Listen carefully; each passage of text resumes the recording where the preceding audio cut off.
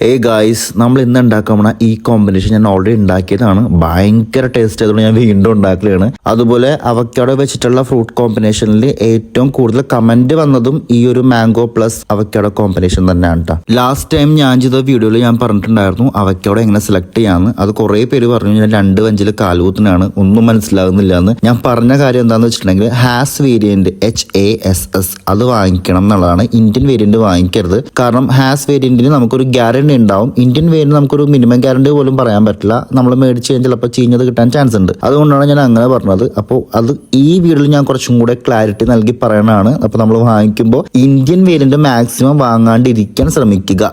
Has variant Indian variant പോലെ തന്നെ available ആണ് ഓൾ ടൈം. അതുകൊണ്ട് അങ്ങനത്തെ ഒരു കൺഫ്യൂഷൻ്റെ ആവശ്യമില്ല. പ്രൈസ് കമ്പാരിസൺ നടത്തുമ്പോൾ ഹാസ് വേരിയന്റിന് പ്രൈസ് കുറച്ച് കൂടുതലാണ്.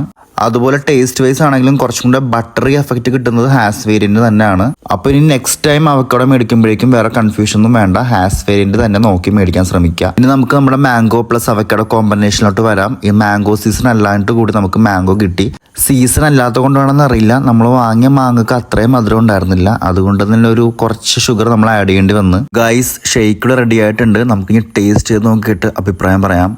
ഒരു രക്ഷയുണ്ടായില്ല മക്കളെ, അടിപൊളി കോമ്പിനേഷനാണ്. എല്ലാവരും ഈ കോമ്പിനേഷൻ ട്രൈ ചെയ്യണം. ഒരു മിനിമം ഗ്യാരണ്ടി ഞാൻ നിങ്ങൾക്ക് തരുന്നുണ്ട്, എന്തായാലും വേസ്റ്റ് ആവില്ല.